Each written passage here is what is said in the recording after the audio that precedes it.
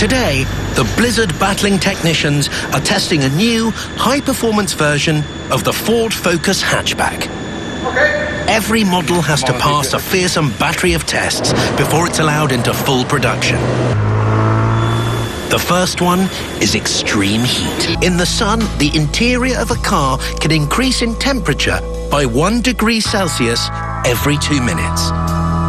In less than an hour, the interior can reach 60 degrees, hotter than the world's hottest road in Death Valley, California. So here they recreate the baking heat of the desert in the rainy German suburbs.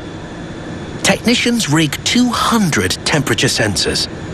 They monitor heat buildup throughout the car, even in the wheels and engine compartment. Volker Ice is one of the testing engineers. So you want to know what are the temperatures in the car in the different areas during the test. So we have a clear understanding how the air condition, the air flow in the car, and if this is efficient in terms of cooling down for everybody who's sitting in that. With the aircon up and running, the cool room needs to transform into the fiercely hot Sahara Desert. So the sun comes out. Well, sort of. A rig of 28 UV sun lamps swivels open and unleashes 100,000 watts of desert sun on this hapless little car. In just 15 minutes, the exterior has reached a scalding 70 degrees Celsius. Test facility manager Michael Stoip seems to be happy to soak up the sun. I just ordered a cocktail. I'm still waiting for my caipirinha. Hopefully it will arrive soon. There you have it, proof that Germans can tell jokes whilst topping up their tan. We have about 90% of the normal radiation of the sun outside, so you can get your skin burned like outside. After 60 minutes of simulated desert sun, it looks like the aircon is doing the business.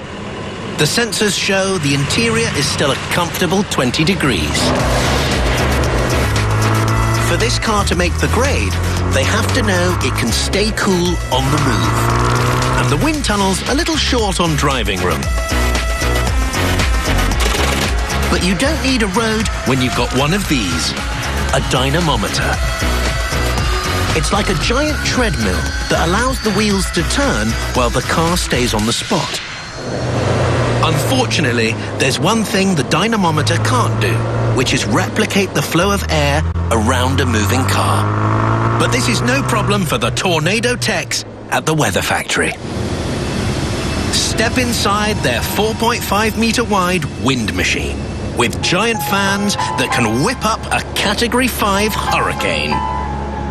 2 test engineers batten down the hatches, and the giant turbines that power the wind tunnel are fired up. We have the turbine.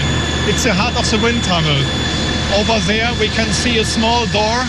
This is the entrance to the turbine, but now we can't open it because the wind tunnel is in operation. The air would suck us away or blow us away. Now the car is in for some punishment. The weather wizards watch anxiously as 200-kilometer-per-hour winds batter the vehicle. Simulated sun beats down, creating an air temperature of 40 degrees Celsius.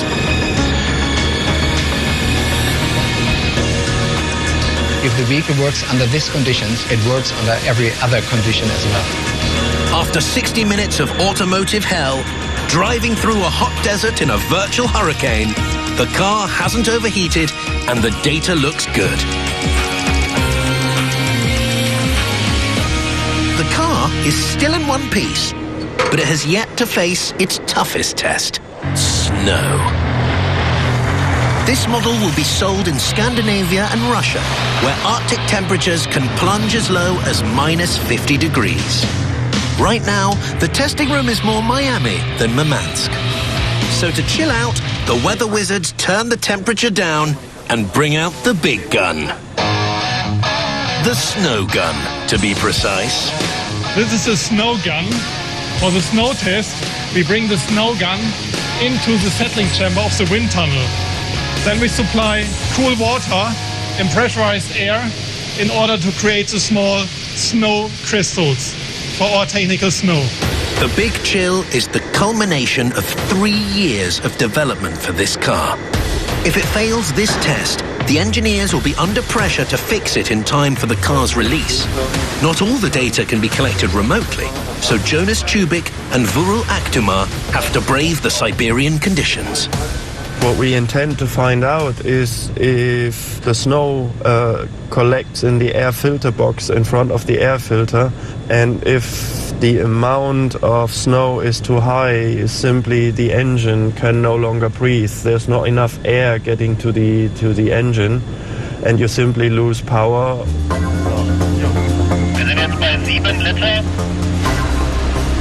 The snow gun unleashes a blizzard of millions of icy particles. The temperature in here now is a brutal minus 40 Celsius.